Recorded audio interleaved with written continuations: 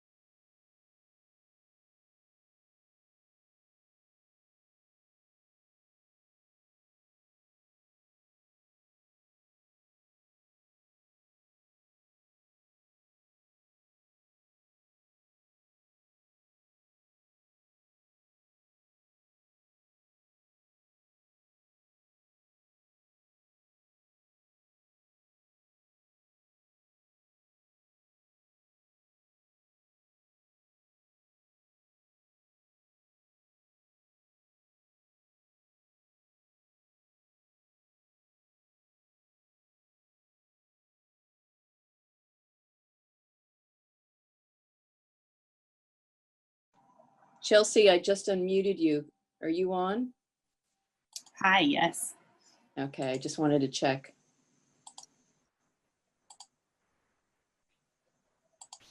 And you're now the co-host. I've already checked in with Dave and Corey, and we're just waiting for our other speakers. I'm going to go ahead and mute myself. Okay.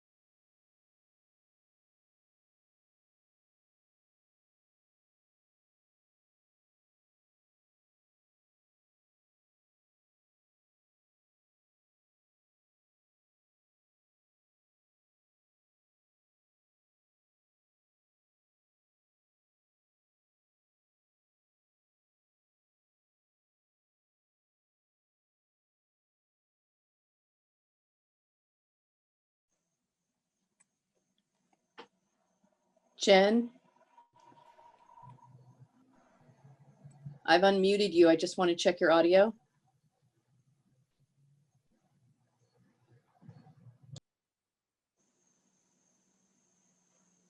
Jen Heaton-Jones, I think you are unmuting I think you're muting yourself.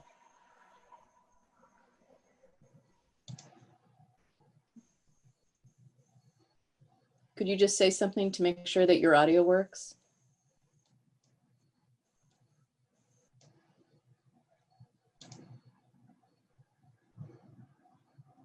So Jen, I can't hear you, so I'm not sure if you've called in or what you're going to do, but your audio is not working.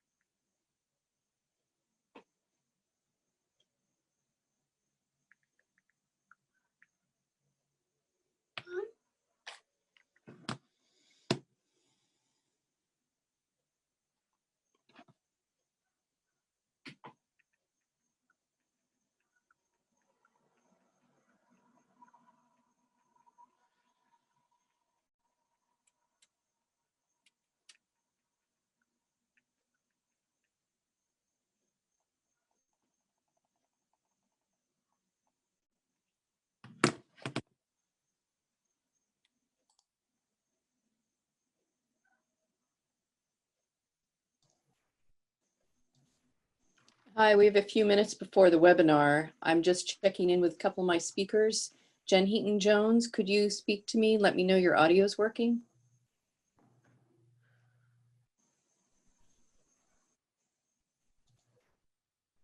So I can see your microphone color is turning green, but I cannot hear you.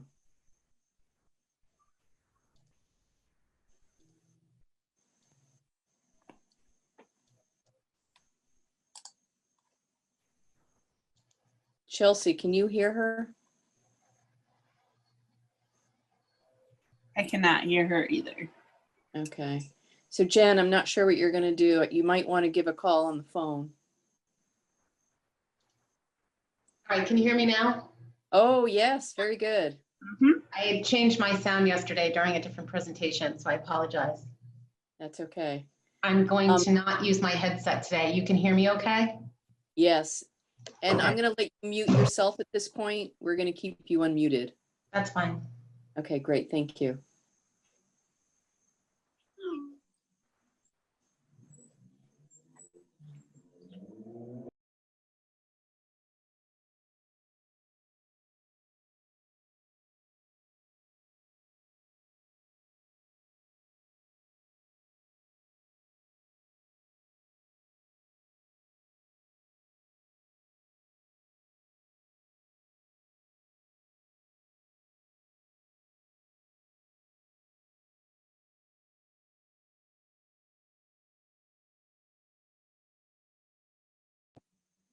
Hi, good afternoon, everybody. This is Cheryl Baldwin, and I'm with the Connecticut Department of Energy and Environmental Protection. While normally we should start at 4 o'clock, we are missing a couple of our speakers, so I'm going to give them a few moments. Thank you for your patience.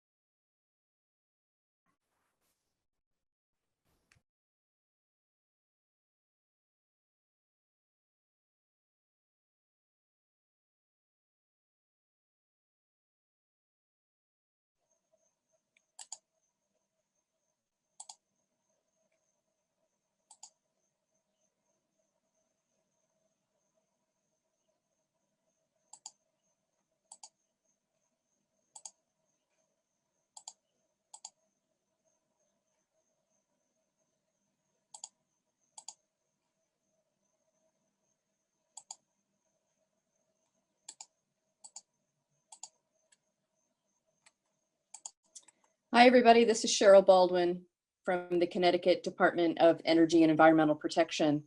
Apologies again for our late start. It appears we have a couple of missing speakers, but we are going to proceed and hope that they join us later on. We do have somebody coming from Vermont in a rural area, and it's possible they've had some connection problems. So welcome. Welcome to the second webinar of part of the Connecticut Compost webinar series that is happening instead of our in-person conference, which we had planned in March. So glad that you could join us. Tonight is Municipal Composting, Case Studies and Updates. And we are going to be moderated by Corey Ann from CET, and she will take over in a moment. I'm just going to give you some background, and then we will proceed with our speakers. At this point, Chelsea, jump in and tell me if there's an update when there is one.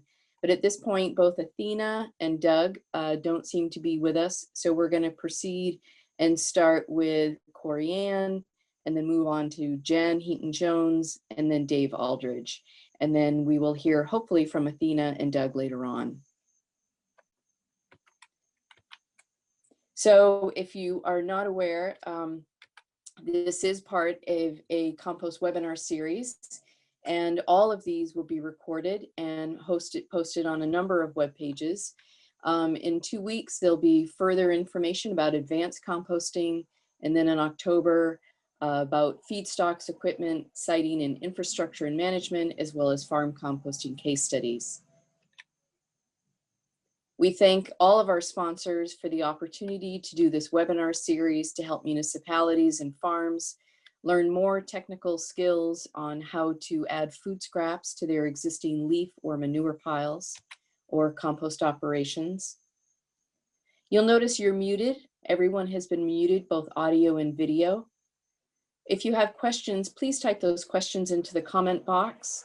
You can find the comment box usually when you bring your mouse down to the bottom of the screen. Sometimes it's to the side, but when you move your mouse, you should see a chat function or a chat box. This is where you would post your questions.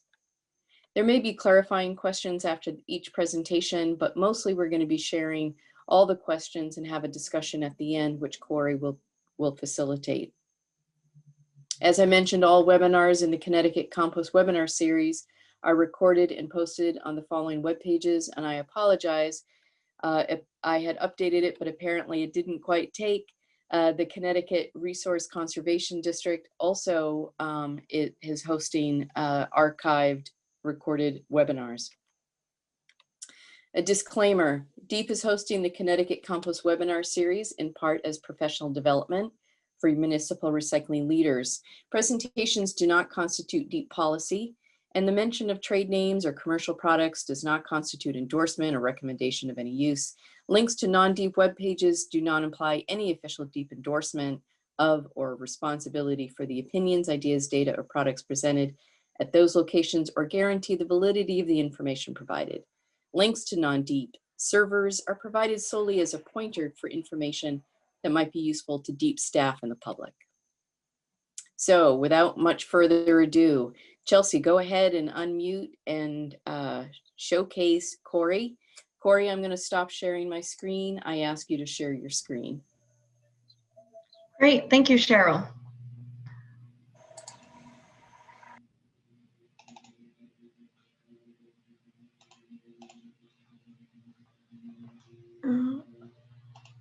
And can you hear me and see me?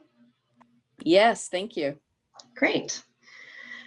Well, again, thank you, Cheryl, and thank you, Connecticut NOFA and the planning team for hosting this webinar series.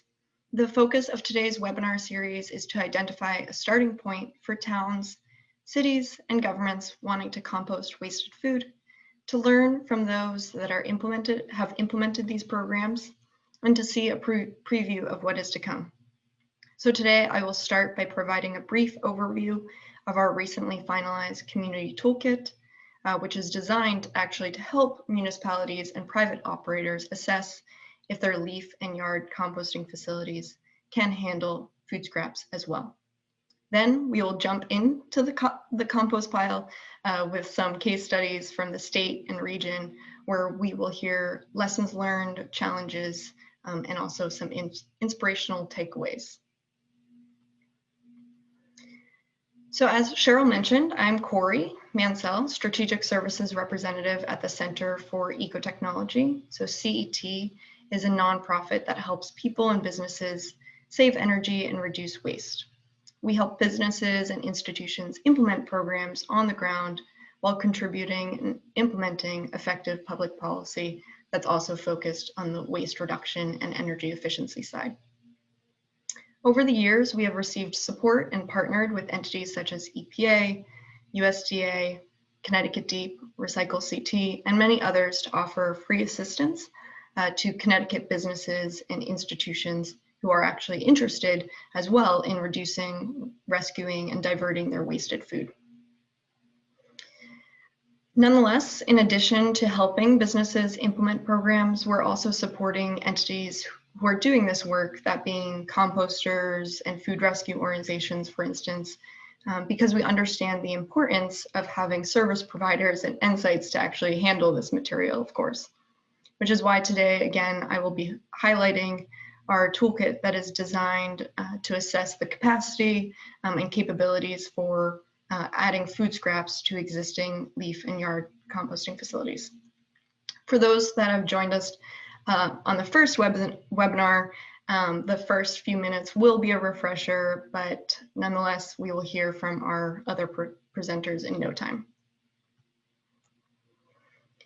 So BioCycle and CET partnered to create this toolkit in response to a growing number of inquiries that we are receiving over the past couple of years. So to address the ever-growing need to handle our food scraps, we can think of building new processing facilities from the ground up, that being composting or anaerobic digestion, as well as supporting reduction and recovery of surplus food. But it's also important to assess the current infrastructure to see if there are ways that we can be maximizing the value and efficiencies. And these leaf and yard composting facilities can be potentially a good place to start.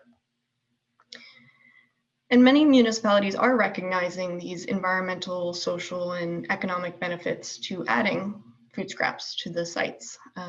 BioCycle actually recently studied US collection programs and found many of these programs helped, of course, meet their diversion goals. And then even after some modest investments, the municipalities noticed cost savings in the avoided disposal costs and the reduction of trash pickup or generation. Despite the incentives to do so, that being environmental goals, diversion goals, economic incentives, adding food scraps should not be a decision taken lightly. There are a few key components that we do want to consider before pursuing this path. So that's why we helped streamline existing resources to address the initial questions, such as why would I want to do this? What kind of food scraps? What equipment will I need, etc. In this document. We developed a decision-making tree, practice site evaluation, composting ground rules, etc. All with the intention to help build a starting point for your communities. And of course, a quick thank you to the USDA who made this toolkit possible with their support. So here, first and foremost, there's a series of yes/no questions that can guide that initial discussion. One thing I do want to pull out is if you have answered no to all of these questions, so you don't own a yard trimming composting facility, you don't use a private composting facility, etc., there are still other options available. It's not a dead end. There's home composting incentives, subscription services, etc. We're focusing today on really the adding food scraps to compost, but I do want to just highlight that. In the document, there's a rules of thumbs for a wide range of considerations, from the type of composting pad to proximity of site neighbors and typical hours of operation. It's kind of that starting point again. And then after reviewing the rules, there's also a practice physical site assessment, an example shown here, which outlines the minimum requirement and then the better option. So an example is having a dedicated space for receiving food scraps. Minimum requirement is the ability to actually create that space when needed, but the better option is to actually have that dedicated space. Also highlighting the best practices to composting food waste, methods, recipes, etc. I won't spend too much time here because you can go online and view the recording from 2 weeks ago where we dive into these best practices further, and an upcoming webinar will also feature these best practices. Regardless, a few of the takeaways though, and the food waste composting ground rules, which apply no matter the scale of your facility, is one, always having carbon material to mix in with food waste, incoming food waste. Never let a fresh load of food waste sit. So you really want to make sure you're moving it and incorporating it. Leading to number 3, incorporating mixed feedstocks into the active compost piles to really get them going. And once or twice a day, scrape down that receiving area that I mentioned in the previous slide. Now that you've assessed your operations, including the site maintenance and design, what types of food waste do you want to accept and process? This type of feedstock will directly impact facility design, needed infrastructure, and sometimes permitting category as well. Regardless of the material that you're going to accept, such as pre or post-consumer waste, meat, dairies, compostable ware, etc., be prepared to manage contamination. Education should really be conducted at the forefront and then also ongoing. And then even when the education is ongoing, expect to see some contamination at the end site and have a process for that as well. Educational examples have included lids with stickers that include the yes/no photos, conducting phone surveys, sending out mailers, etc. Any way that you're engaging your community. Some municipalities or private operators also offer tours, and this builds a really good understanding about the program and reinforces the importance of separating your materials properly. And then of course, the addressing potential concerns from neighbors. The question of the type of food waste to compost also pairs with considerations for collection and hauling. So will you offer residential or commercial pickup? Do you have a contract with a solid waste hauler, or does your jurisdiction haul your community's trash and recyclables? Fortunately, there are many creative ways to address hauling equipment needs or the general interest in composting. So for instance, I actually live in a town that offers food waste drop-off at the local transfer station. And then residents can also opt in to pay a fee for a bike pickup service that is a private business. However, other towns are sometimes able to offer curbside pickup. And then sometimes there's ways to incentivize separating food scraps, such as offering a larger bin for the food scraps versus trash, etc. If you're deciding to contract with a private hauler or work with commercial entities, our website, which I'll show at the end, offers a hauler contracting guidance that details the best practices for these agreements, and of course is also mentioned in the toolkit. And then the Massachusetts Department of Environment Protection also offers a resource management contract. So this is a template for the development of collection services across the board. And there are many best practices which municipalities may adopt and incorporate. Nonetheless, a few key components when working with haulers, that being yourself or private operators, include the following: really incorporating a plan to manage contamination. How will they notify you or the business or possibly resident if it happens?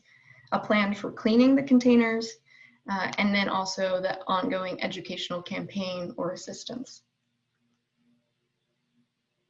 When we're looking at the cost and economic considerations, labor is the most immediate because composting food waste requires more material handling, availability when receiving the food waste, and composting facilities are currently most of the time staffed seasonally or part-time, so this will be an adjustment. And then of course, if you opt to expand your operations, you may want to look at those additional investment needs, increased processing control, contamination management, etc. Food waste may increase nutrient content in the compost, as well as increased salt. So this may be a consideration for sensitive plants, but not necessarily, or if you're working with nurseries, but overall it might not be an issue. The biggest potential issue is really going to be the contamination, because it does determine where you'll be able to sell or use that finished compost.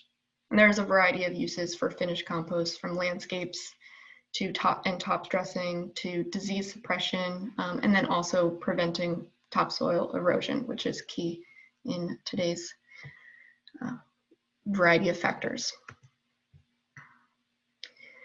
The final takeaways, so the current scale of your facility is not necessarily going to be the determining factor when looking at if you can incorporate food scraps. The most significant factor is that food waste is an organic waste and it does not degrade gracefully.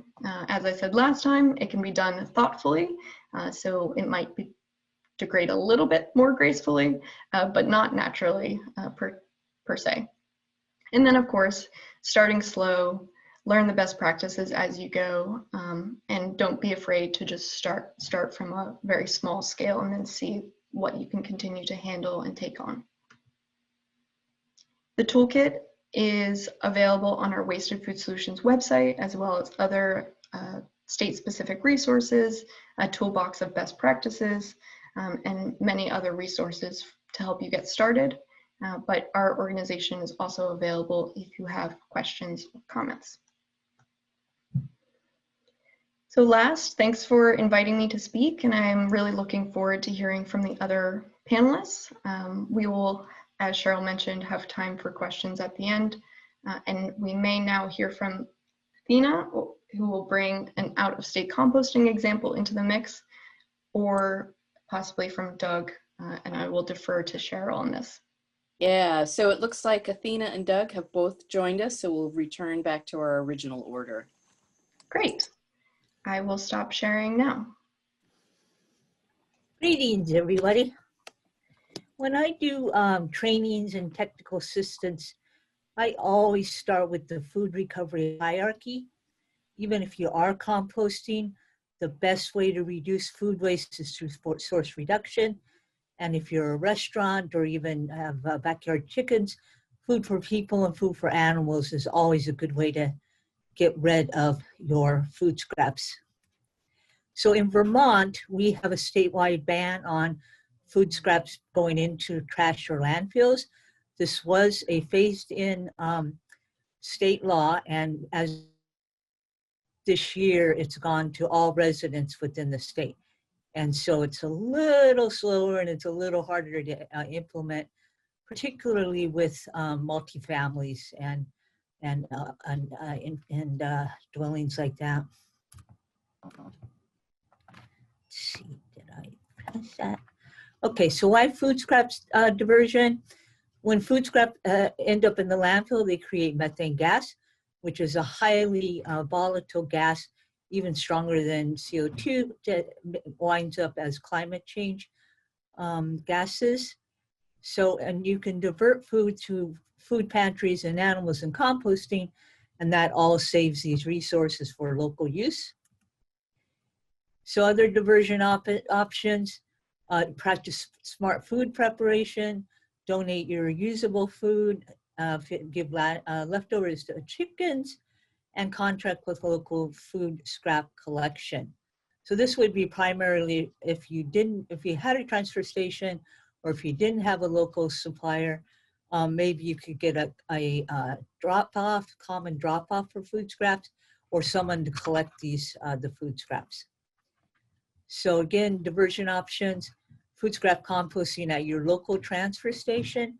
We have quite a few transfer stations that do small scale composting, but admittedly, a lot of the transfer stations don't want to take on that extra task and the liabilities and such, but they will have carts available. All of the transfer stations in Vermont are required to have food scrap collection carts that are removed by local haulers. Other options are to contract with commercial farm and other public compost operations. You could issue an RFP for managing food scraps in your town transfer station. That would alleviate any of the equipment purchases that you might have to have and extra staff and things like that. Or if you've got a good compost with organics, leaves and brush and such, and you hire just, one person to manage it, which usually for small scale isn't even a full-time position, you could compost on site. So other diversion options promote community-wide food scrap composting at community compost sites. We use a lot of these sites in Vermont, and foster backyard composting. There are a number of the solid waste districts that focus solely on backyard composting and community composting for the residents' diversion of food scraps. And then there's always the option to implement, like through phased-in options, all of the above, because my approach is to do the options approach. And also make sure you plan this out with, do surveys with residents and all your schools and businesses. So for home composting, you really want to provide some good how-to information, maybe set up a compost demonstration site. We've got one of these at the Wyndham Solid Waste Management District where I work in Brattleboro. Offer backyard composting trainings because people want to do the right thing and they're interested in food scrap composting, but they really need to get over the yuck factor. So this is kind of an idyllic scene for home composting. Central Vermont is one of those solid waste districts that manage all of their home residents through composting and other kinds of diversion. These are tumblers. I find these to be the best for food scrap composting in backyards. Particularly, they need to be off the ground so you don't get rodents. And the metal ones are best so you don't get invasion by raccoons, or if you're in bear territory, bears. So community compost, scalable food diversion option. It works well in community gardens, farms, schools, churches, hospitals, and businesses. Around Vermont, we've sold over 100 of the Jora, which is probably the best metal tumbler on the market. And you will see your food scraps get up to 130 degrees in the section where you put them so that it kills all the pathogens and such. So community composting is a great educational tool and allows residents over the yuck factor and it allows them to learn the importance of food scrap diversion. And through all of this, they also learn about reducing their own household food scrap waste.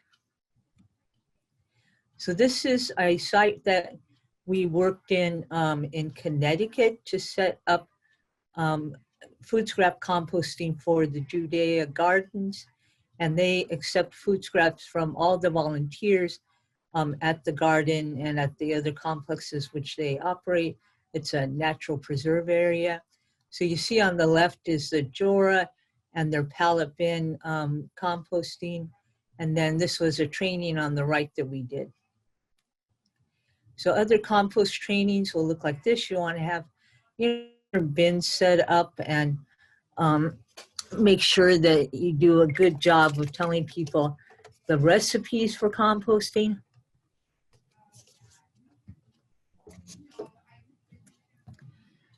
Different kinds of community compost operations. Excuse me. There are all kinds around the world. And all different sizes around the world. Here's some more examples.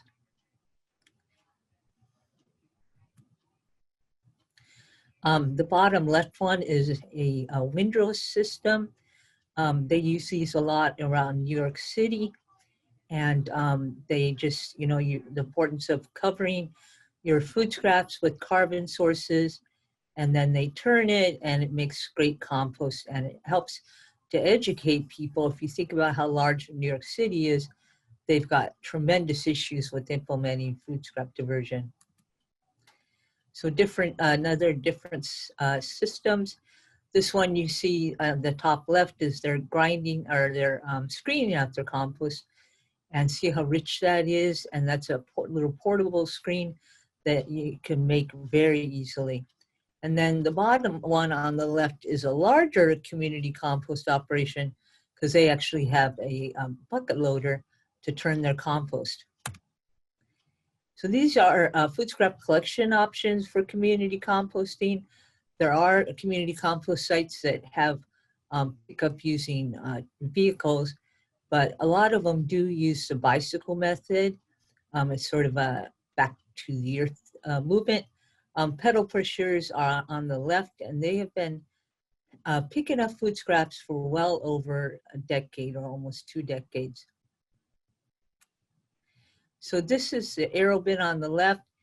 My favorite community compost in the backyard bin is the Jora, and you see how well insulated it is, and it's completely rodent free, and we have had no bear issues, even in Vermont, which is definitely bear territory.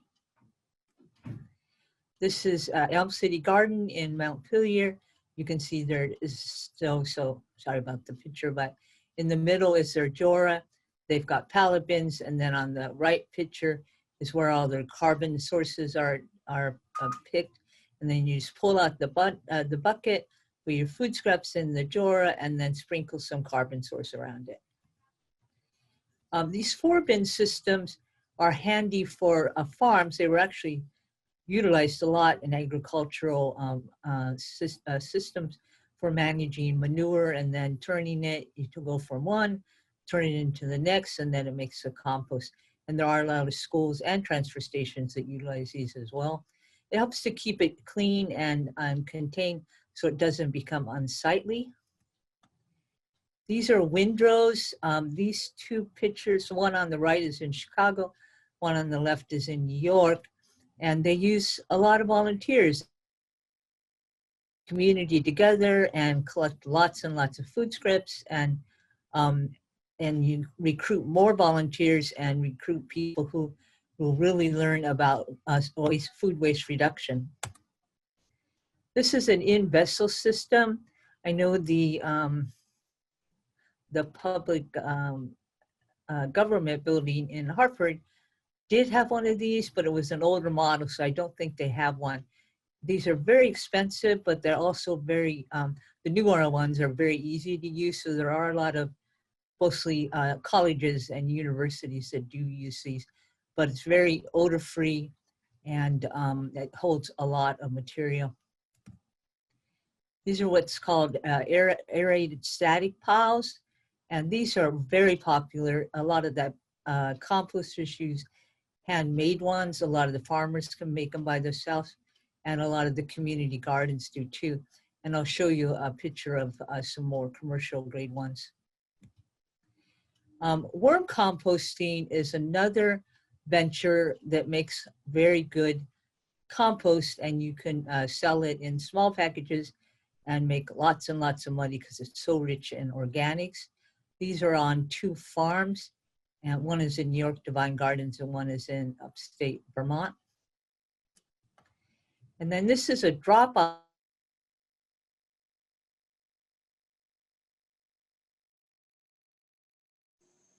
scraps in there, and then a local hauler comes by to pick it up. And it seems to be well managed and doesn't become unsightly. So it's commercial scale public compost operations. They do handle obviously lots of food scraps. They can produce lots of compost, and they're very good for municipalities because through funding of tip fees and compost sales, you can actually make a profit or at least a break-even thing. So this is Martin's Farm. It's in Western Massachusetts. It was a pig farm, and Adam, the son, took it over and they turned it into a compost operation because it was in a residential area, a lot less smellier than pigs, and they made a lot of money at it. So they do take pretty much all the food scraps from all the colleges in Western Mass. So there are numerous colleges in Western Mass, and then a lot of the businesses and residents as well. So this is the operation that I work with. We're a transfer station, so we take trash and recyclables and electronics and paint and household hazardous waste and everything else. And this is our compost operation. On the left, it looks like we have lots of garbage in it, but we don't. And some compost operations are actually kind of unnerved that we take a lot of paper. So we get one of our sources of materials is through the Brattleboro Curbside Program. And we ask that they can throw in any soil paper and pizza boxes and such. And then the commercial entities can throw in cardboard. And because we need the carbon source, it's very hard to get good sawdust or shavings around Vermont. And so soil paper is excellent. And we've never had any issues screening any contaminants out. And our compost is tested on an annual basis and has always been good. So this is where I live in a condo. It's a four unit condo. And so we have compost. Our food scraps go in the green buckets, and then you see the recycling. We are one of the few communities around the state that have recycling and food scrap compost picked up every week, and then trash is only picked up every other week. And it went very well, and it's surprising how little contamination that we get from the Brattleboro Curbside Program. And people mostly adjusted to the every other week pickup of trash. So we also have a couple of food scrap dumpsters at our transfer station. And this is what our loads look like. And you'll see that we have a lot of bags in there. Those are compostable bags, so they will degrade in the heat. Occasionally we will get one that's not, and we go back to the generator and say, look, you need to change these bags. We also see the cardboard in there and food scraps and such. So commercial scale is a lot. These established in Vermont are from farms, some are not, and a commercial scale can be anywhere from really large operations through like what you would consider more smaller operations. So this is Grow Compost. They were a farm and they decided to get into the compost business. They let their chickens eat on the food scraps first, which is common on farms. And then you go into making compost, and they use a windrow system, as you see on the upper right. And then they sell their composts that are completely organic, certified organic for sale for organic farmers, because there are a lot of organic farmers in Vermont. So their compost is quite prized. This is Moodoo. Many of you probably have seen Moodoo. It's a very popular product, and this is their operation. You can see on the left. Oh, I'm sorry, that was Moodoo. That was the Vermont one. And you see their large operation on the left and their ad Moodoo on the right. So this Chittenden Solid Waste District, they use the aerated static pile method or windrow method. And you can see the outside of that aeration system on your right. And then the inside operation, they go into the bays, and then they put it in one bay and they'll turn it in another bay to get finished compost, and then they move it out to finish to cure. This is Onondaga. This is in New York, and this is quite a large operation. And as you can see, they allow commercial entities and people who do collect from residents to tip for $34 at the facility versus at least $84 for municipal solid waste. And they use a similar aerated static pile, and the aeration is where those on the left, and then they move the piles down consecutively to get finished compost. So this is their equipment. You don't have to start out with all this equipment. In fact, we only have a footer, and we do have a very good stromal screen, and we do bag our compost. So, but you can even just do it with one front loader or a small skid. And so they dump their food scraps under a very large covered area to keep rain off the food scraps. Then they mix it into the piles, and then they move those piles out to the aerated static system. So this is how much they process, 3,200 tons, and they're permitted for almost 10,000 tons a year. And so the product is bagged as well, and they have, it's a very nice product. So that's the end of my slides. I welcome your questions. Thanks, Athena. And I don't see any immediate questions right now. So you highlighted a lot of great options and examples for attendees today. And next we'll have Doug from the city of West Haven, who will talk about the initial steps to adding food scraps to their composting facilities, and adding some of those legs and examples to the toolkit that we heard about earlier. So Doug, I'll leave it to you to start sharing your slides and present.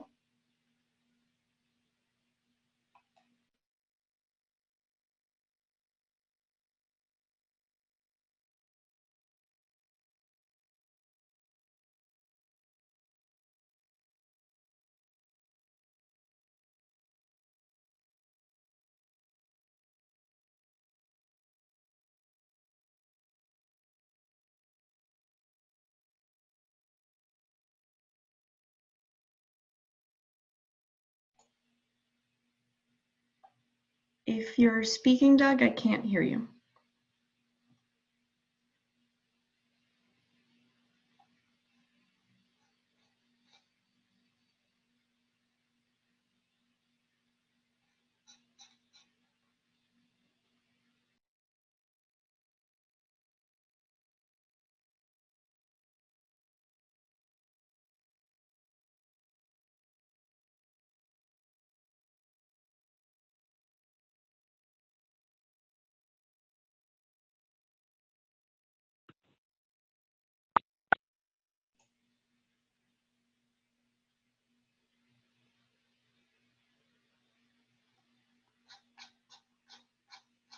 Can you try speaking to see if we can hear you? Nope.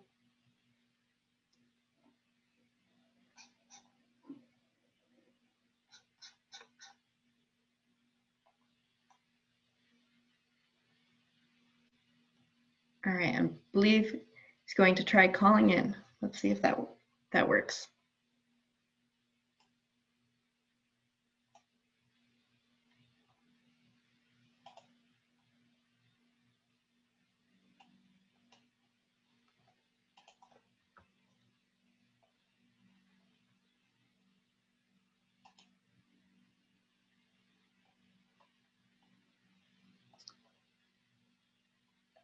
Doug, it looks like you're unmuted. Can you see if that works?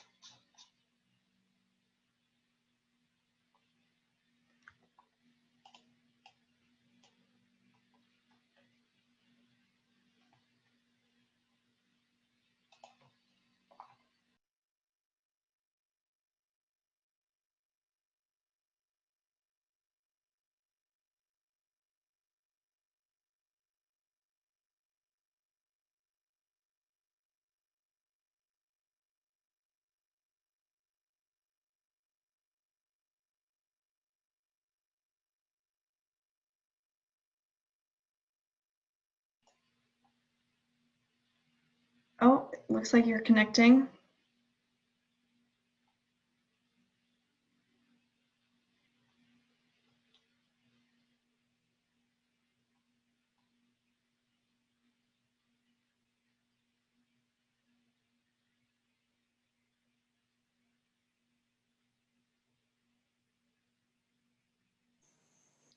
Corey, this is Cheryl. While Doug is trying to figure this out, do you want to move on to Jen Heaton-Jones and then we can come back to Doug?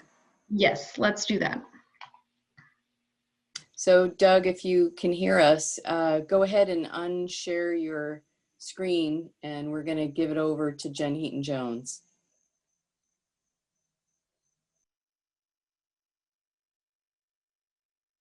Can you hear me now? Yes. Okay, we're ready to go then. Sorry about that. Had to dial back in. Oh, perfect. Great timing. Thank you. Sorry about that, folks. Working from home, my computer died, so I had to jump on my wife's, and her audio doesn't work. So here we are. And now this.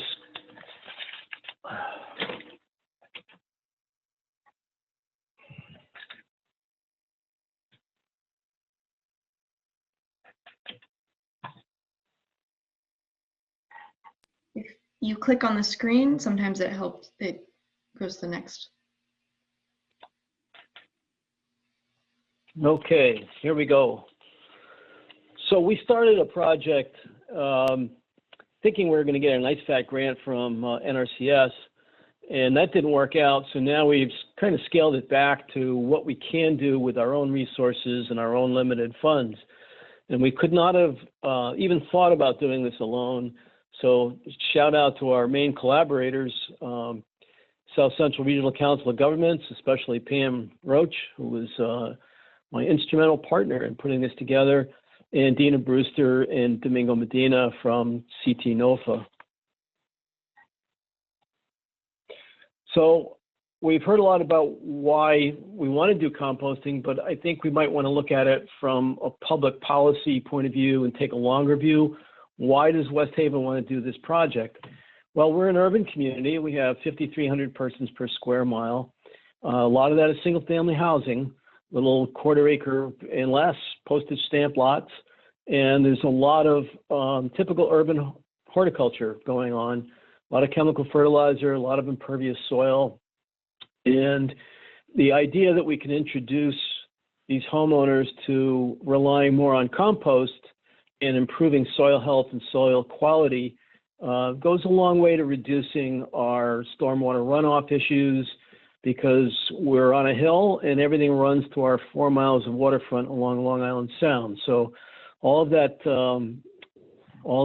urban and suburban landscape runoff all ends up in the Sound.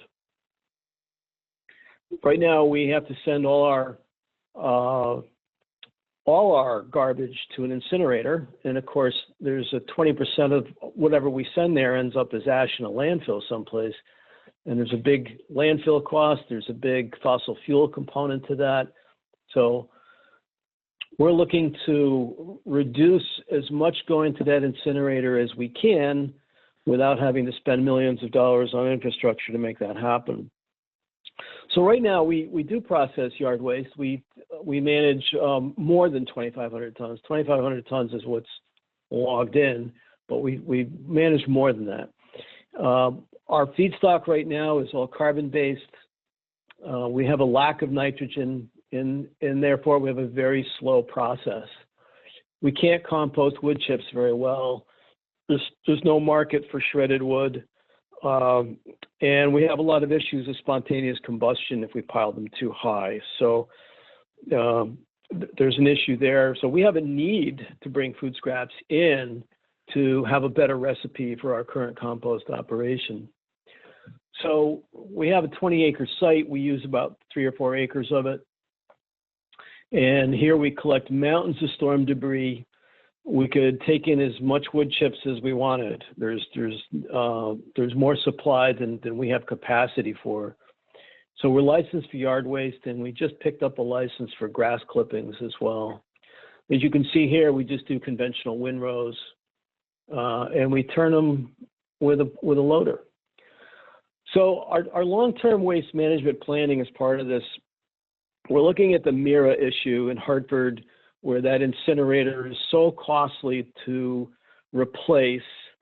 The people who belong to that incinerator actually want to ship their waste out of state and landfill it because they just can't afford to replace the infrastructure there. Now, we don't own our incinerator. It's a commercial incinerator, but we're looking at the fact that somewhere down the line, that incinerator is also going to time out, and that corporation will have to replace it, and the replacement cost will be in that tipping fee. So we're eyeing that warily, and we realize that sometime in the next 20 years, we could be faced with having to find a new incinerator or paying a larger tipping fee to replace the one that's there.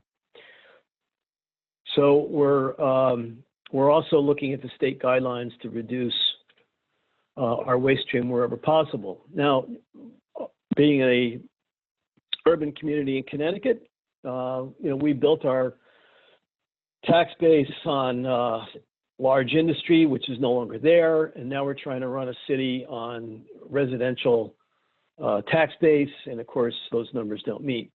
So the state generously steps in to help us balance our budget every year, and since they give us money, they get to say how we spend it, and then so there's the MARB control board, and there's always another layer of complexity to our financial planning. So how do we get this done without a lot of money? We got a big problem, but we don't have the big money. So we can't do what you see in the picture there, food scrap to energy parcels. It's just not within our budget. We're not going to find the money to do that. So what can we do? Well, let's take a look at why we should do it financially. Curbside residential waste costs us $2.6.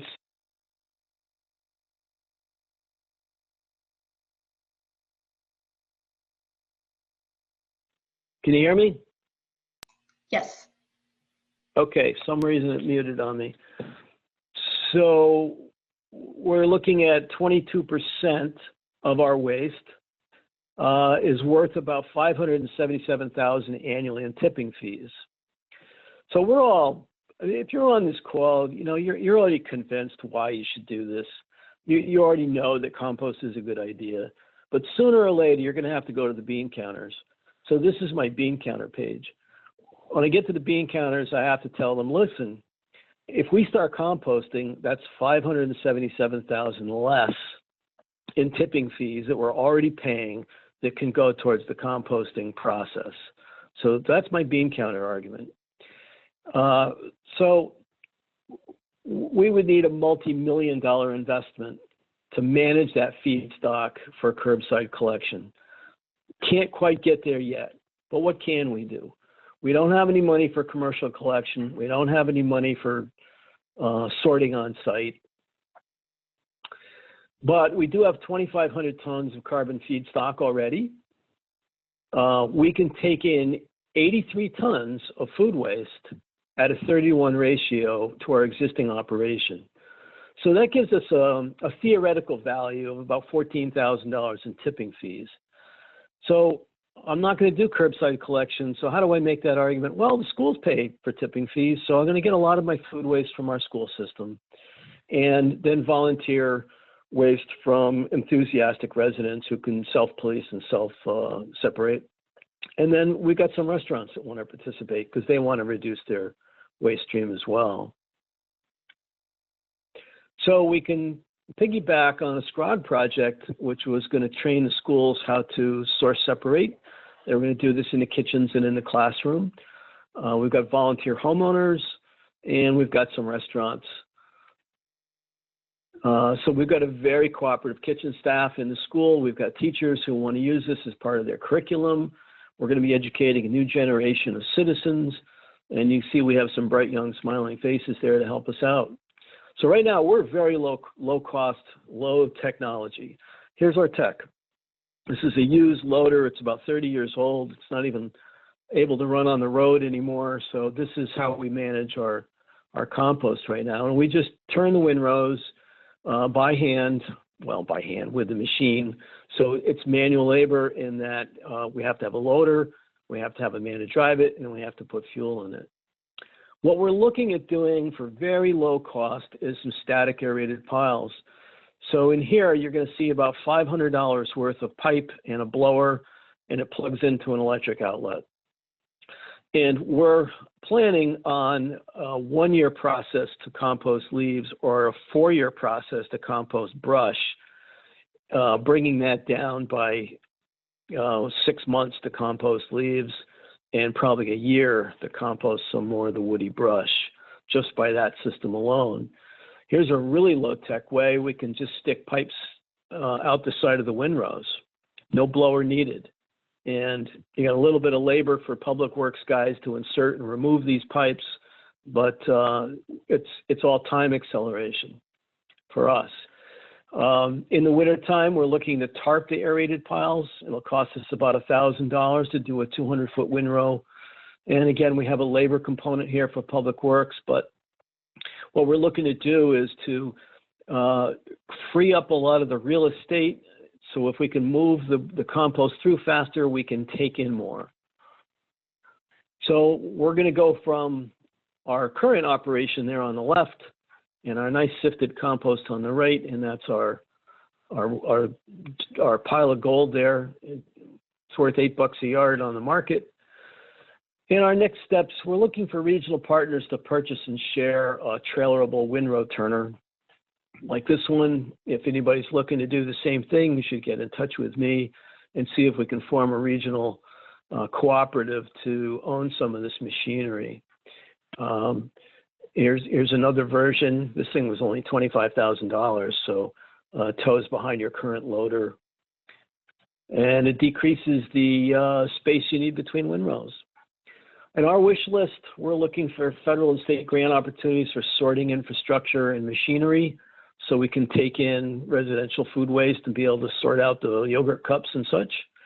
We're looking for financial incentives for homeowners to source separate. We think there should be a value to it.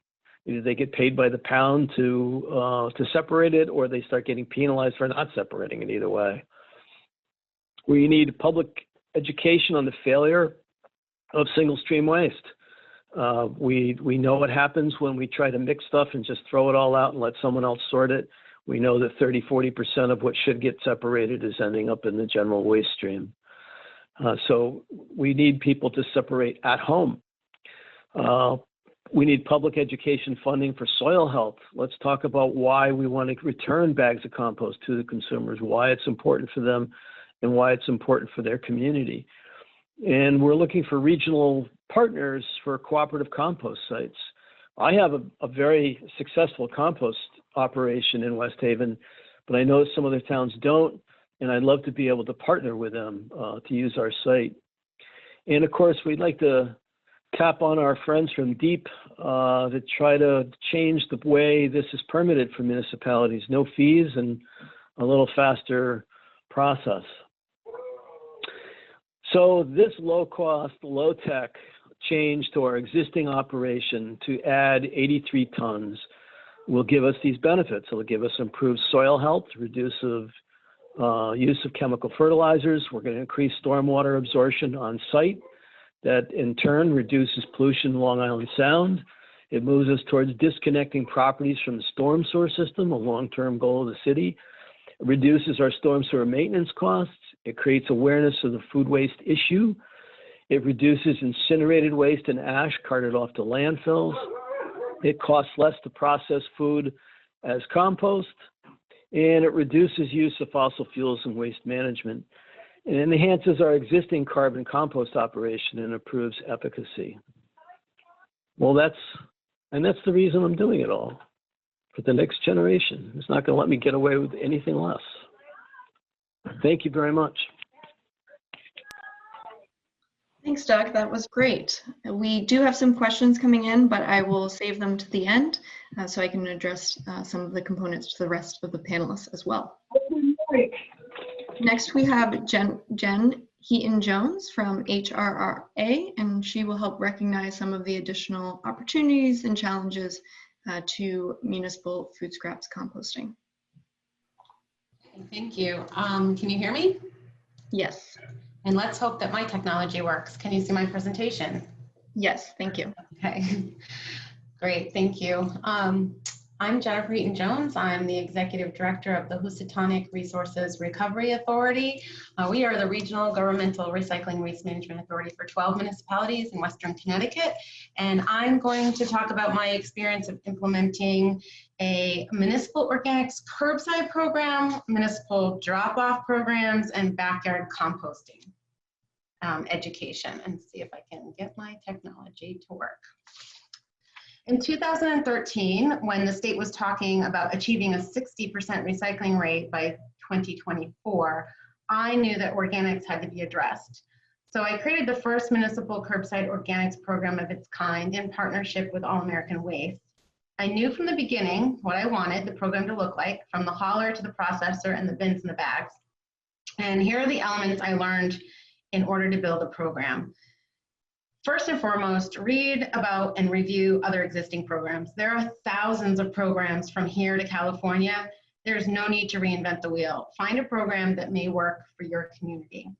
Research the cost of your municipality so that it can be incorporated in the annual budget. And apply for grants to offset the cost. Partner with a processor to accept material. Agree on the materials that will be accepted. That's really key. Contract with a hauler to transport the material, plan how to supply and fund the program, and plan how you'll get the word out. We handed out a survey at the local fair to get a sense of what people were thinking regarding their waste and recycling before we started. If residents were interested in the proposed organics program, they also could sign up during that time. And we had 400 surveys completed at the fair. The interesting and most relevant was questions 3 through 7. Do you compost organics food scraps at home? 28% said yes, and 73% said no. If you don't compost, why not?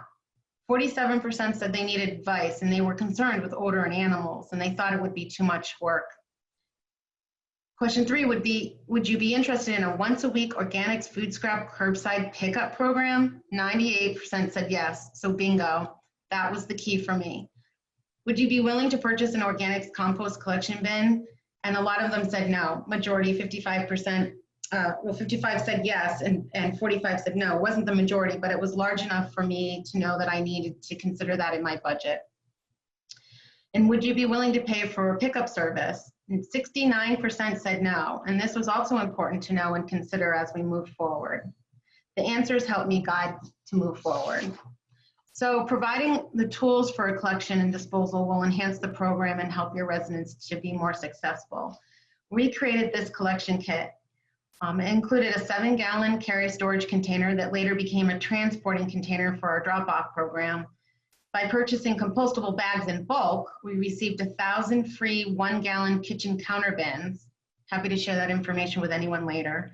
We created a comprehensive how-to guide booklet and added clear labels with images on the containers for what is accepted in the program. The total cost was about $17 per kit. And based on the survey results, we gave them out for free. The kit doesn't have to be free though. Consider charging the residents to cover your cost, and at the same time, they now have buy-in. I took advantage of local events and town resources to get the word out. We had a booth at the local fair. We submitted inserts in the town quarterly newsletter. All American Waste added information in their monthly invoices, and I even stood in front of the Bridgewater store for 4 hours in 34-degree weather. To kick the program off, we gathered all the participating residents. We gave out kits and explained the program in detail and had a Q&A session. We had representation from the processor, the hauler, and our chief elected officials. Every Thursday, I sent out reminders to the residents to place the bin at the curb before 6 a.m.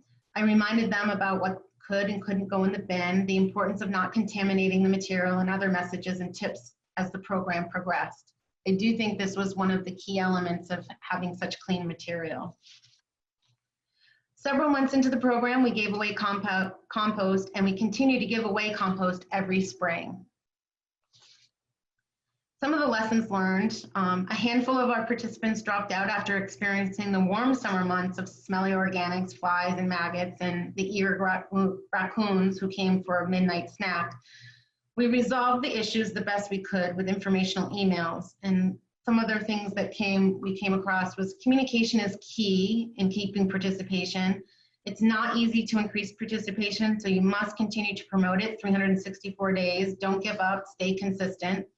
Issues with animals will come around, so we used bungee cords on those containers in that picture to prevent that from happening. For insect pests, we suggested residents freeze their bags, use newspaper to layer between days, keep their container dry, and keep it in a cool place. And at the transfer station, have the operators add a layer of sawdust to the pile at the end of the day. It will reduce the odor and pests to make a more pleasant experience at the drop-off. Not enough bags can be an issue. Be sure to have enough to start with. Bags are key to helping with the yuck factor, as Athena had mentioned earlier. Contamination, communication, and education is the only way to keep contamination down. And regarding costs, set your fees up front. By offering the program for free, to some degree, I think was a mistake. It set a precedent we could not maintain. We tracked the tonnage, numbers of bins out, and contamination levels, and we found that on average, 74% put out their bin each week. The average weight per household was 9.24 pounds, which was pretty much right on the national average. 16% of the town participated, and we collected 25 tons of food from only 120 households, and we had nearly zero contamination. But the end results.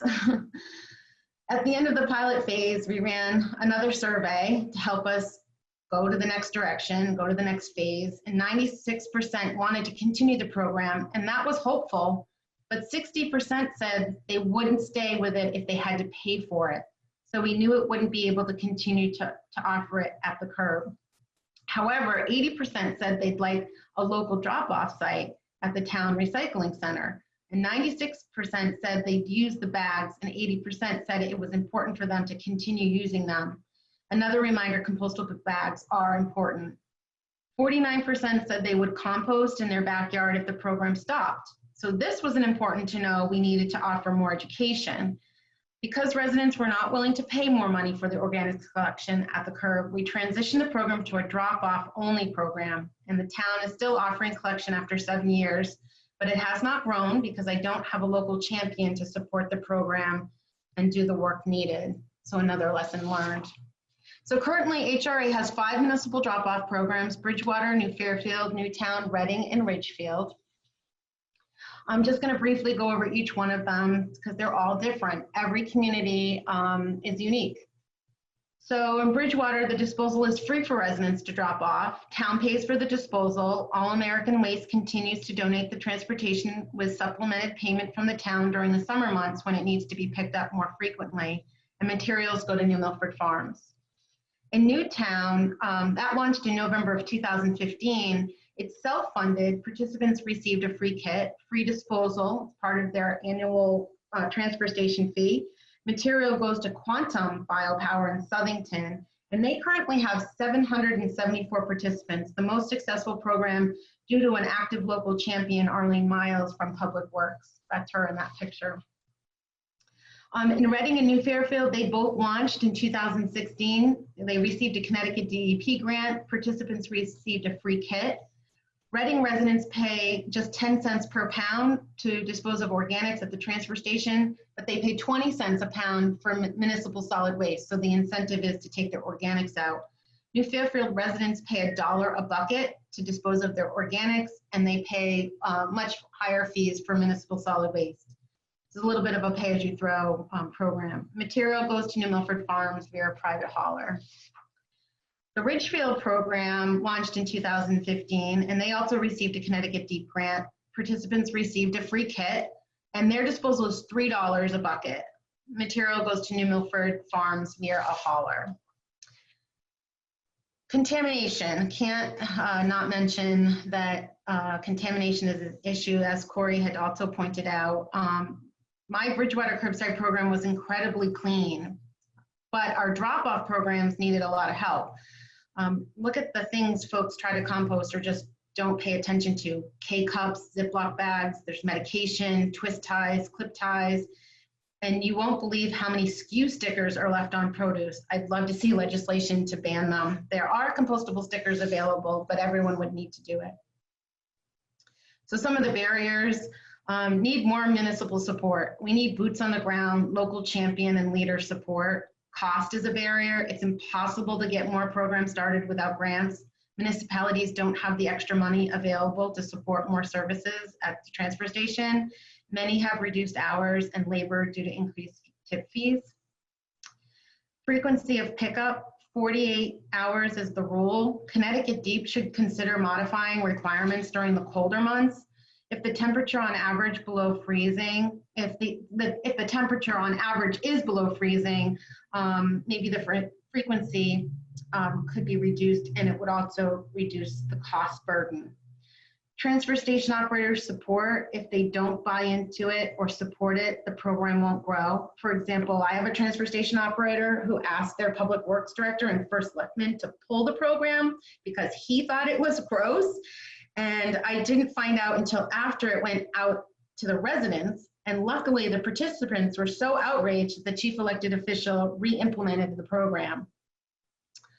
So we really need support of those who are actually operating the boots on the ground. Participation is higher when residents can use a compostable bag. It helps with the yuck factor, but not all processors will take the compostable bag. So that's also an issue.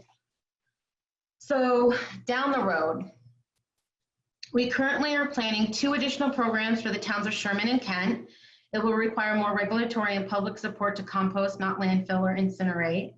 Financial support and investments are needed. Education is essential. Most important, I can't stress enough, you need a local champion and administrative support. And just a few other things to know. If you are someone who is interested in building a municipal program, whether curbside or drop-off, make sure you make it clear who plays what role in the program. There's the program organizer who is also the communicator. The processor decides what they're willing and not willing to take. The hauler who transports the material. And this is important because it can create confusion and misunderstandings. In one of my programs, the hauler decided to take it upon himself to tell the transfer station operator that residents could no longer use compostable bags. And the transfer station operator listened to him, never verified it with me. And then the residents started complaining to the chief elected official, who then complained to me. And I had to figure out what was going on and why. And it turned out that the hauler and the processor were talking, but left me out of the loop. Although we designed the program together, we worked with the processor what was and was not acceptable. I had to make it very clear that the hauler's role was to collect and transport the material and not to get involved otherwise. And I had to tell the processor that if he had concerns or issues with material, he needed to come to us, HRA, as we were the ones communicating to the residents. So I'm just going to go back to the Ridgefield program. We are in the process of taking a new approach to a more self-sustainable program by incorporating the food scraps year-round into an on-site leaf pile at the transfer station. So the purpose is to reduce the program costs, reduce the residents' costs, most importantly, reduce our carbon footprint. Right now, the material is driven from Ridgefield to Danbury, processed, made in compost, and then transported back to Ridgefield. So I want to eliminate all the transportation and have a closed loop on site. So, but some of the barriers, Public Works does not want to touch it because they feel they don't have the resources or the knowledge. So to break down that barrier, we are looking to hire Jeff Demers, and this is a picture of Jeff. He's the owner and operator of New England Compost to facilitate the program. He will come on site each week to help incorporate the scraps into the leaf pile, mix, aerate it, incorporate water when needed, and turn it. He will also be training Public Works over time, so eventually it will be 100% self-sustainable. We need a permit from Connecticut Deep. Yes, this is actually a barrier. As I understand it, there are only 2 real options to move forward because there isn't a formal permit process for food waste within the municipal transfer station general permit. The options are 1, a demonstration and authorization, and my understanding is this was created for research and development, or 2, an industrial storm waste permit. And this permit allows for food waste to be incorporated into the leaf pile The ISWP has a section regarding small scale composting for 2 acres or less and not more than 5,000 cubic yards. So although option 2 would sound fitting, I'm not comfortable with it because I nor the town of Ridgefield have ever incorporated food waste with a leaf pile at a large scale, meaning larger than my own backyard. So this is all new and we're learning through this process, and it's why we're looking to hire an expert to guide us. I feel that we are really in a research and development stage. We are not sure if this is going to work, and with it, will it even be achievable financially or logistically? So what happens if we jump through all the hoops and costs to obtain an industrial storm waste permit, and the process of on-site composting isn't really for us? So this also is, for me, a material management program, and I feel strongly that deep material management department should be working with us, not the stormwater department.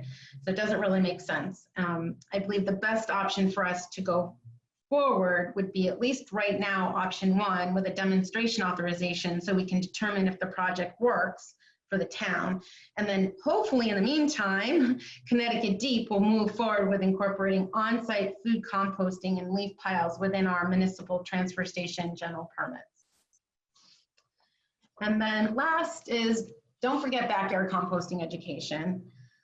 Remember that survey we conducted, folks wanted to learn about backyard composting, but they said they needed advice, they had concerns on odor and animals, and they thought it would be too much work. But thanks to a grant, we addressed that by offering 30 backyard composting classes since the fall of 2017. Classes are free with a discounted compost bin at $25 for class participants. Each student receives a kitchen collection container and educational material, including a book on how to. And we also educate and promote vermicomposting at the class, and we give out worms to anyone interested in trying it at home.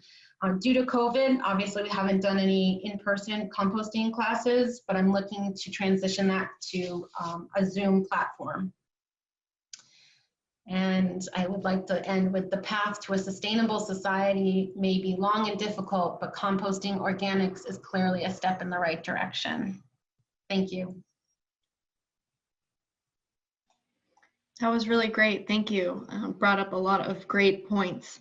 One question I have for you, Jennifer, before you move is, can you clarify the end sites that you're currently working with for compost sites? Our processors? Yes. New Milford Farms, located in New Milford. They're an indoor windrow processor, so they make compost. And New England Compost, he has an outdoor windrow system. He's located in Danbury. And then Newtown is using quantum biopower, so they're not sending it to be made into compost. It's an AD facility. Great, thank you. And now, last but not least, we will have Dave Aldridge from SCRRA, who is going to update us on their proposed large-scale composting plans.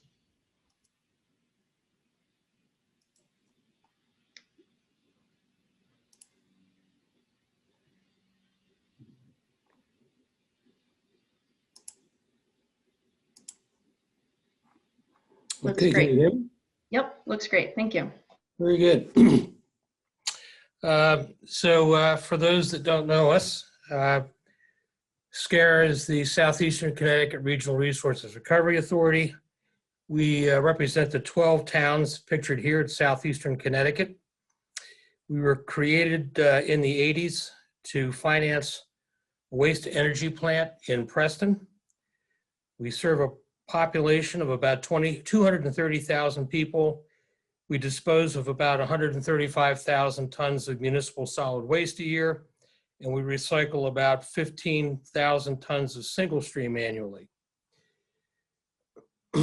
Over the years, we have diversified and managed contracts for not only the disposal and single stream recycling, but we've actually expanded out and manage and handle most of the recycling that takes place at our 12 transfer stations, as well as wood grinding of brush and wood, We hold 9 hazardous waste collections a year.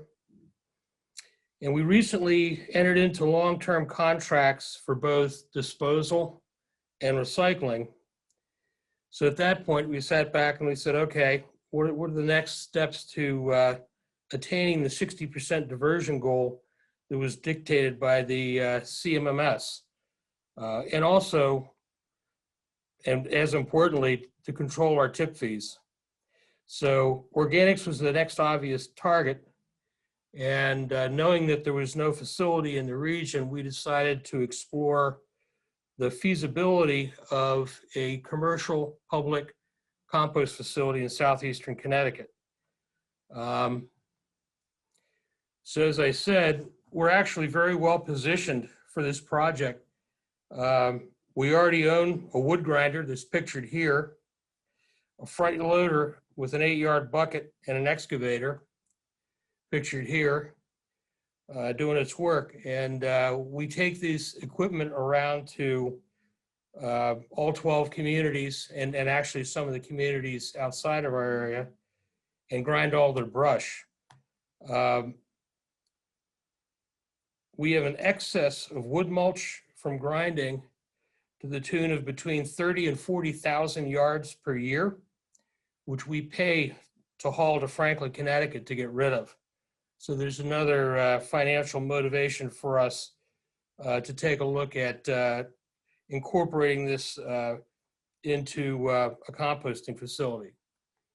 So here's some deja vu for everybody from Corianne and Athena's presentations.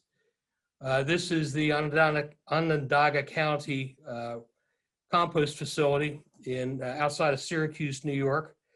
I visited a number of years ago and have been there several times since. When we decided to get into this and research it, my recycling coordinator and I attended the U.S. Composting Council a week-long course at Cornell University, which I would highly recommend to anybody that is thinking about developing a facility. So if anybody out there wants to know how to rot something, you could just ask me. I think I know enough to be dangerous. Looking at this facility, to the right, there's a clear span building where food scraps are received. In there, along with the food scraps, is a pile of wood chips that they cover the incoming food scraps with upon receipt. It's then put into a mixing truck, which is moved over into this 8-bin system you see here. As Athena described, there are several trenches in each one of these bunkers. I believe these bunkers are somewhere in the neighborhood of 60 feet long by about 15 feet wide by about 8 feet high. So a single bunker is going to hold in excess of 250 cubic yards for processing. On the back of this wall are a series of blowers with control units that force air into these piles. The piles, once the material is brought in here and mixed to make a nice homogeneous mixture, there's a biofilter of finished compost put over the top, and then the process begins. This is a facility that we like very much. Talking with a lot of people during the course, this seemed to be a real good fit for us. We think our volumes would be somewhat similar to what Okra has that run this facility. So we like this because we see certain advantages to this. Aeration speeds the composting process. It limits odors due to anaerobic microbes. It ensures that the entire pile composts evenly. It enhances the ability to maintain the thermophilic process or the high temperature for a longer period of time, which allows for the effective removal of pathogens and weed seeds. It gives you a greater control over leachate than a windrow system. It requires a lower area, a lower footprint, and it's easily covered with the walls and the material contained within the walls allows you to go a little bit higher and more efficiently than in a typical windrow. It's less costly and more scalable than an in-vessel system. So if we were to start out and want to expand the operation, we would add additional bunkers. And we intend to use positive aeration, which forces air into the pile, as opposed to negative or reversing aeration, which can be hard on the equipment. And then finally, once we move it through the bunkers, we would then windrow it after the first 2 stages of thermophilic and mesophilic composting, and allow it to age, and then allow the fungal process and other things to complete breaking down the piles. So to get there, we have so far in our process to date, we got the board to approve funding for an organics feasibility study. We decided to conduct a pilot test. We retained SCS engineers to manage the process, and we submitted a permit request for a demonstration project at DEEP in early July. So at the Stonington landfill, where we are planning to do this, we've got a few pictures here of the process that we intend to do. This is actually a recently completed project down in Virginia. So you can see here, you've got aeration pipe running through the bottom of a mixture of inbound food scraps and carbon source. That is then covered with a gore cover and weighted with sandbags and super sacks. A finished pile looks like this. Once it's down, it has a piping system around the outside to help contain leachate. And if you notice on the very top here, there's a little thing sticking out. That is, there are probes put into the pile to measure both heat performance and the oxygen levels of the pile. So this is a larger facility, but it gives you a little better view of what the piles look like for testing. There's a small unit at the end that has the fan and the control unit and communications capability that allow us to monitor the pile progress remotely. So our pilot, we intend to have 2 piles. It'll be about 200 cubic yards each, or 75 to 80 tons of material in total, aerated using a gore cover. The first test will have 30 tons of food waste, the second 40 tons. It begins with 4 weeks under cover. Then we remix, cover again for 2 weeks, remix, and then age for 2 weeks without the cover. And during the entire process, we'll be sampling each phase of the test, and we'll be sending samples to a U.S. Composting Council Seal of Testing Assurance certified lab.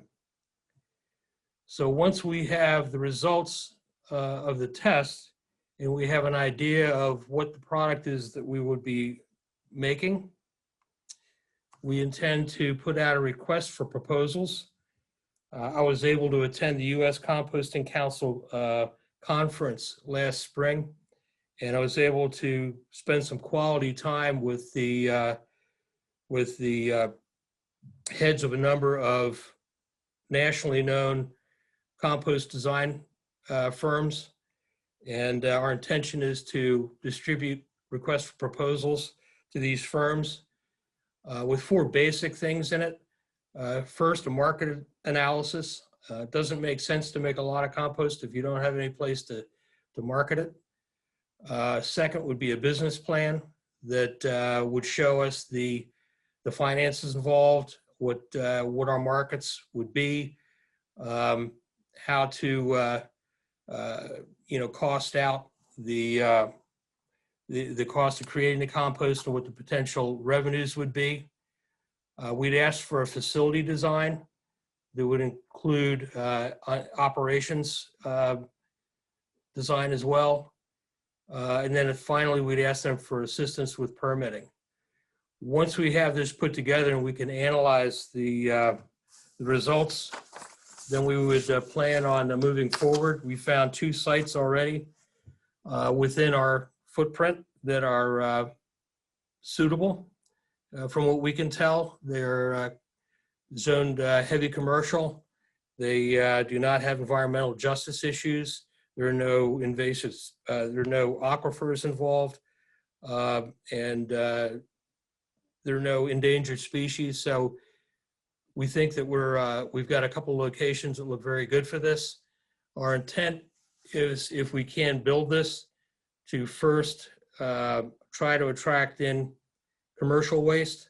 Same thing that Okra did up in Syracuse, utilizing the statute put in place a number of years ago for major producers.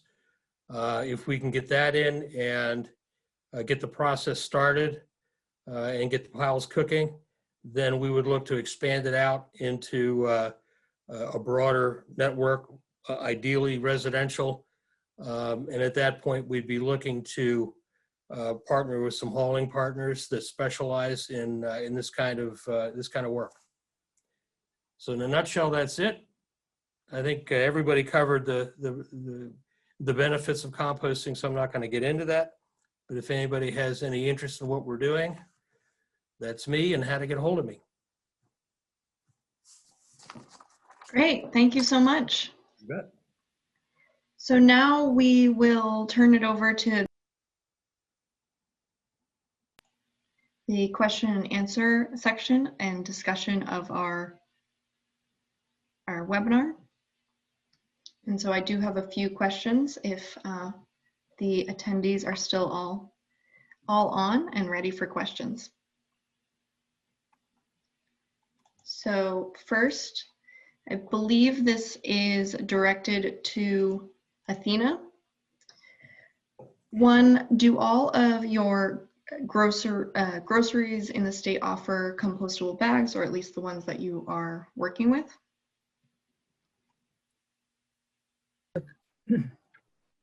Oh, I'm sorry. I'm now unmuted.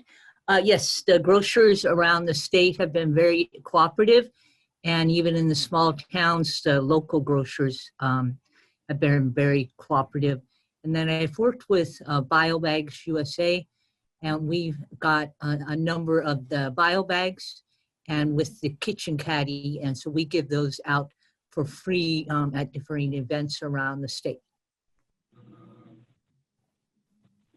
Thank you. Great, thank you. And so, Doug, I know you answered this in the chat box, but if you could, for those that are on the phone, also answer this question here in regards to why there's no market for the composted wood chips. Sure. So composted wood, yes, there is a market for that. Our problem is it takes too much time and too much real estate at our site to compost them without a nitrogen component. So this is where the value of food scraps comes into our existing operation. We need the nitrogen.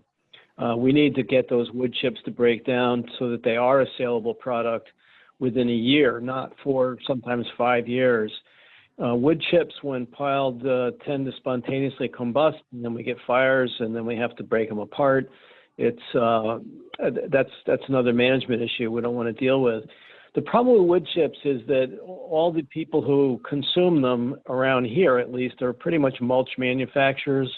There aren't too many people burning wood chips on a large scale around here. And the tree companies feed plenty of free delivered stock to them. They're not interested in picking up the municipal stuff. When we take our brush and we run it through a tub grinder, that tub grinder operator is $450 an hour. And in order to get that down in mulch quality, you have to double grind it. So to pass it through once costs a fortune. To pass it through twice, it just doesn't work out financially. We just don't have the ability to sell at retail. And if we sell the mulch at wholesale, it has to get trucked someplace, and then they have to spray it with a dye to make it a marketable material. So that hasn't worked out for us. So wood chips must be composted. We have them coming in. We have to manage them. We have to deal with them. We need the nitrogen, and that's why we want to add food scraps to our existing operation. Thank you. And I realize now as we're transitioning to more of the Q&A discussion, both the panelists and if panelists want, or the attendees want, they can turn on their videos. And Dave, regarding the GORE system, are you interested in piloting that system, or are you piloting other systems? And then you also showed a larger facility with the GORE covered piles, and we're wondering where that is located. I'm actually not sure where the that facility was, but we're going to look at it. We're going to look into all aspects of it. I mean, it was for the purpose of a pilot. It made a lot of sense to go with the GORE system. Again, it's a lot more controllable. You know, you're not going to have leachate or storm runoff problems with it. So it made a lot of sense. Now, whether we go that route when we get to a bunker system, that's why we're putting out an RFP for an expert to come in and tell us what's our best option.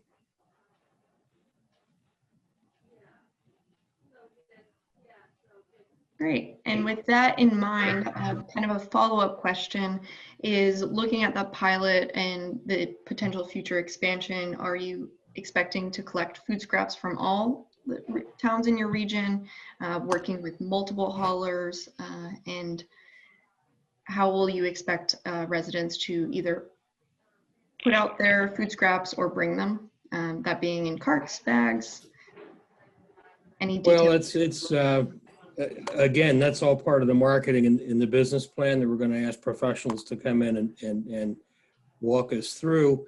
I have already experienced some interest from some of the hauling community that are outfitted to move organics. So I think there's an interest there. Certainly some opportunity for drop-off points. Certainly, you know, we've got 12 transfer stations. So that's another very good option.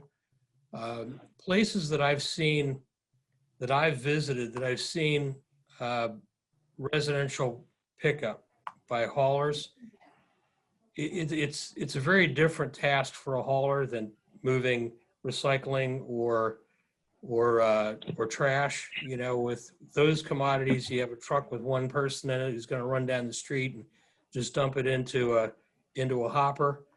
And you know, while you're concerned about what's in those hoppers, it's not. I'm trying. Okay, here we go. You see me now? Yep, thanks. Good, because my screen just says Zoom, and I haven't seen that, and I can see you. But you know, Scare has never been a hauler, and we don't intend to be that. You know, we dispose of things, we recycle things, and I think we'd rather, you know, partner with a hauler, because I think that in the case of food scraps, that hauler is really a customer-facing entity, and there's a level of customer service there that is really important. You know, when you get into communicating effectively, you know, sticking to, you know, the program the way you want it to be, we have to partner with them very closely. So as far as the collection aspect of this, we're going to rely very heavily on the hauler community to work with us. And again, it's going to be part of that marketing and business plan that what we ask for. Great, thank you. And Athena, if you could jump in and describe a little bit more about where you're sourcing the biomass and carbon for the Vermont examples, and what type of materials does that include? Sure, it varies by the district and where the compost operations are. In Brattleboro, we are carbon short because it's very expensive to get wood shavings or wood, any kind of wood chips, because they all go for boiler fuel. So in Brattleboro, we promote the mixing of the food scraps with lots and lots of soil paper and pizza boxes and things like that. Other areas around Vermont, and unless they're certified for organic use for farmers, will also do the same. And then do have better sources of wood shavings and sawdust. So it's still very tight in New England though for the wood shavings because of the boiler fuel. Thank you. Yeah, one component that I learned in developing the toolkit with BioCycle is the mention around leaf and yard composting facilities, and if they're really primarily based with leaves and composting leaves, then when you're adding food scraps, it won't help with the structure of the piles, which I found interesting.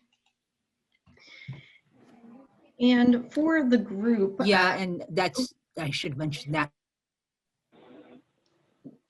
Yep. And then I just wanted to add that pretty much all the compost operations in Vermont do from the municipalities. Brattleboro brings theirs here to the facility, but it's not all.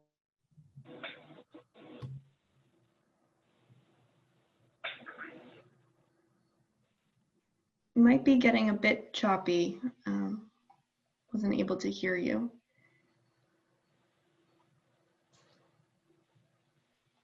Well, we'll wait for you to potentially get back on. And in the meantime, so Doug, this is also a question. Are you able to sell your finished compost, and is it also tested? And if so, by whom?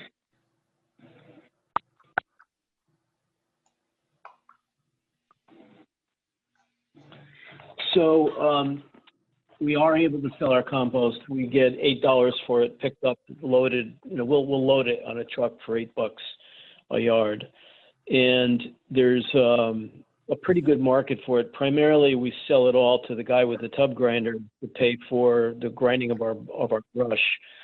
But we want to get to the point where we have so much compost that we're begging residents to come and get it, because our long-term goal is soil quality throughout the entire city, and we want to get this compost spread around the city. We want to replace the chemical fertilizers and the compacted dirt issue that we have that's plaguing our storm sewer. So from an overall city ecological point of view, we can't have too much compost, and I don't want to sell any more than we absolutely need to fund operations. I really want to get it distributed to the municipality. Great, thank you. Jen, in regards to the kits, what was that initial investment, which definitely seemed like an important component to the program? I would say it was for each individual community, it ran about $3,500 to $5,000 to supply 500 kits. So again, though, when you buy a case, 50 cases of compostable bags, you get 1,000 free kitchen collection containers, the 1 gallon containers. That's part of, it's the Nova, oh gosh, can't think of the name of the company right now. I'll have to send it to everyone later. But there is a particular company that offers that as a program. So that was a cost savings to be able to buy in bulk. Also, what we do now going forward, since we have 5 community programs, I'll take inventory and see who needs what, and we'll buy large quantities in bulk and then redistribute it, and HRA pays for it, and then they reimburse HRA. So sometimes partnering with another community is key. I know there was a community in New York who wanted to start a similar program, and they didn't have the money up front, and we actually partnered with them. I needed to make a large supply purchase. I purchased it, and then when they had the money, then purchased it from me. But they were able to obtain the cost savings of bulk by us sharing it. And I had the cost savings as well. I just wanted to follow up on the marketing of compost. Sure. Okay, thanks. We charge $52 a ton for food scraps to be brought into our facility, whereas the municipal solid waste tipping fee is over $100, about $110, and then recycling is pretty much approaching that. And then we also we donate our compost, like 2 cubic yards, to all the schools around the Windham County District, which is a great seller of our products.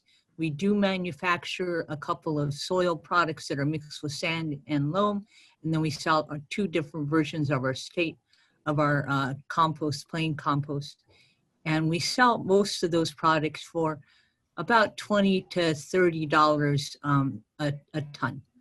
So there's a very good money opportunity there, profit opportunity there. Thanks. Absolutely. Thank you. One quick question that we received is regarding New Milford Farms and if they're still accepting food scraps as of 2020. Yes. Great. They have come and gone. There were some management changes, and at one point they stopped taking food scraps, and then our program shifted from Milford Farms to New England Compost, and then he was the one who didn't really want the compostable bags, so then we switched to New Milford Farms. They will take the compostable bags. And then interesting enough, then all of a sudden New Milford Farms is closed for a week, so they're ever evolving. But yes, the short answer is yes, they take food scraps. Thank you for always staying on top of that. Not easy.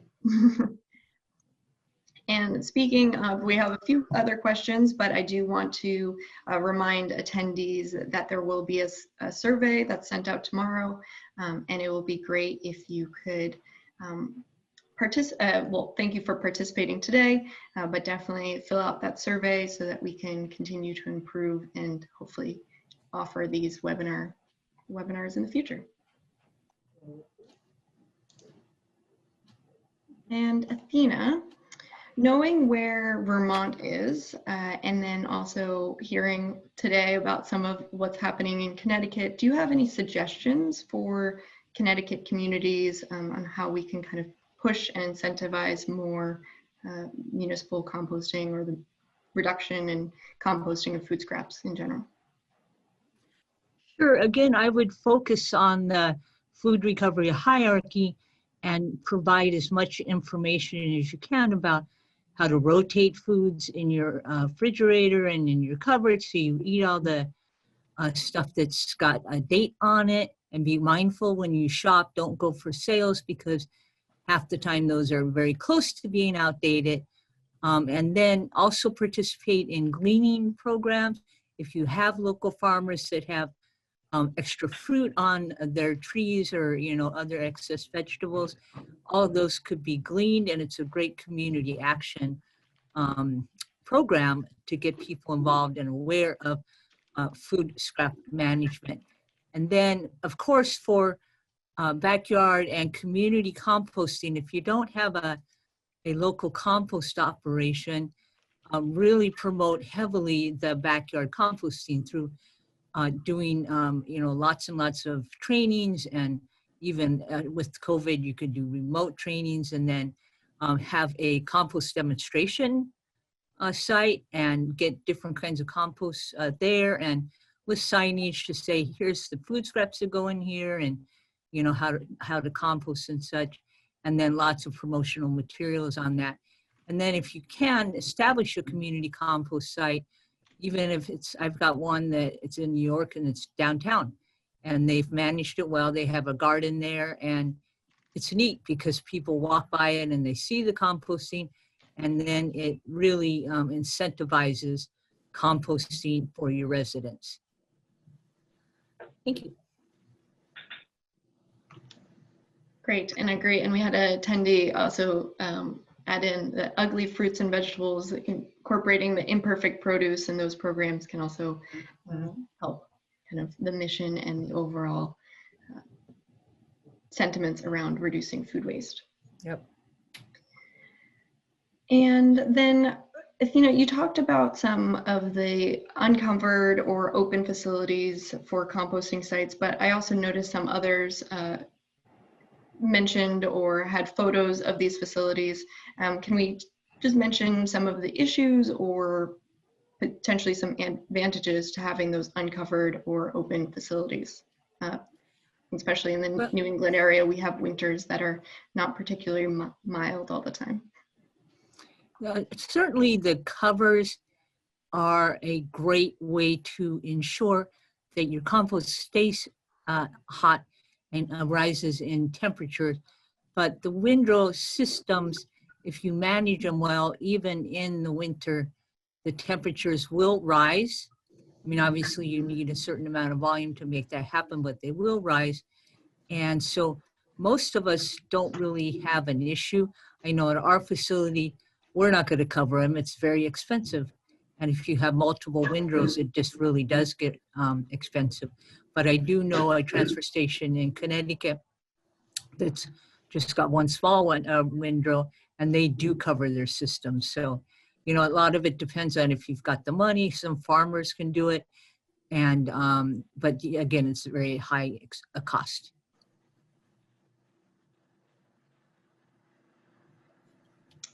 Okay, I have one final question, unless others come in to the chat box, but this was for all panelists and kind of reflecting on your programs and where they're at now. One, what would you say it was your biggest challenge or barrier? And in reflecting on that, what would you recommend first step be for municipalities that want to start composting either at their own sites or through other avenues? I'll start. Cost.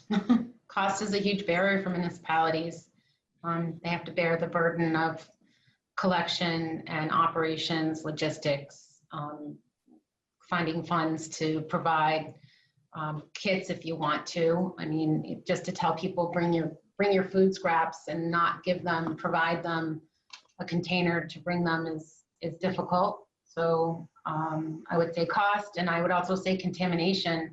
No matter how hard you work, you're going to have contamination. So you need a processor who's willing to work with you and maybe even work backwards. So never think you're going to have zero contamination. Even the best programs that I have contamination. So this is Athena. Our largest contamination comes from commercial generators. So when their loads are tipped, we inspect it. If there's a huge amount of contamination, we remove it and make them pick it up, and they have to pay the landfilling prices. And then most of the operations that I'm aware just turn their compost to keep those temperatures going. And so, you know, maintaining the proper recipe and turning regimen, and you'll get very good compost that way. Thank you. I'd also say to consider what are you going to charge your residents if you have a drop-off program? Because if you look at the different programs that I have, the most successful ones are the free to drop off. No one wants to pay for it. The least successful, the higher the fee, the least likely people are to participate. So consider that. How are you going to manage covering your cost if residents aren't willing to pay for disposal, or finding ways like the town of Reading, where they incentivize by smaller fee for organics, higher fee for municipal solid waste for drop off. Good Yes, point. I'll jump in. And maybe Dave? What's that, Dave? can go next? Yeah. Yeah, I think, you know, in our case, we're obviously early on in the process. We're in a good financial position to do this, so we're very fortunate that way. But to me, you know, there's kind of a field of dreams syndrome here. You know, build it and they'll come. You know, we're not so sure they will. It's one thing to have a statute on the books that says you have to move your excess waste to this place. It's another to enforce it and actually, you know, make it happen and attract enough. I mean, the kind of facility that we're talking about building, there are probably hundreds of them already around the country. I mean, that's a real doable thing for us. But to actually get the product in there and to get the kind of volumes that we'd like to produce, that's going to be a challenge. I agree with Dave. At most of the transfer stations in Vermont, they do have food scrap collection, and that's typically free, and they roll that into their other, their transfer station sticker fees. So we have a sticker fee price people to bring in recyclables and electronics and food scraps at no cost. Yes, I do think that is one takeaway, which I think Jen mentioned earlier, is there are a lot of different avenues, and Athena mentioned as well. You know, you don't necessarily need to recreate the wheel, but at the same time, what makes sense for your town or region might be very particular to your situation. So kind of see what's out there, see the examples, but at the end of the day, you might need to navigate your own path, but use the examples and resources that are out there. And Doug, did you have any thoughts you wanted to share? Sure. So my first thought is that the best approach is what Dave's outfit does, and that's pool resources. So that each town's got, 1/10 or 1/12 of this burden. We couldn't buy that wood shredding machine, but if we were partnering with 5 other towns, it becomes a possibility. So the first thing is networking, and the Council of Governments in your area is probably a good place to start. Ours is fabulous, and we're going to rely on them heavily to help us find partners to make this project work. I think the biggest thing is you have to start somewhere. I don't care if it's a 10 by 10 pile, you have to start somewhere. Do a demonstration project with a school system and some kids or something. But if you don't get it going, if all you have is a pickup truck and a shovel, then that's what you're going to do. Start somewhere. If it's no money, volunteer on a Saturday morning, but get it off the ground. Start showing people how it works, and that'll start the conversation, and it'll grow from there. I would love to just sit back and design a system that brought all of our food waste in for processing, but I know it's going to be in the millions to get it going, and it'll never happen. So let me do what I can do, and that's what I encourage everyone else to do. Start where you can and work up from there. Great point. And Jen, we're wondering if Novamont was the name for the bags that you were working with. So Novamont does not make the bags. They actually make the polymer or the fill that creates the bag. So it's BioBag is the company that sells the compostable bags, and they use the Novamont product. And they are the ones who offer, if you buy, I believe it's 50 cases at a time, they'll give you 1,000 free kitchen containers. So you can go to biobagusa.com to find the contact information and call them. Great, thanks. We did have one more question that came in, and it was regarding how if there's a guide or resources for residents that they can use to encourage their local municipalities to start local composting programs. There, I'll jump in and say U.S. Composting Council and Institute for Local Self-Reliance both have really great guidance documents and resources for both municipalities, private operators, and then also residents that are looking to encourage more composting.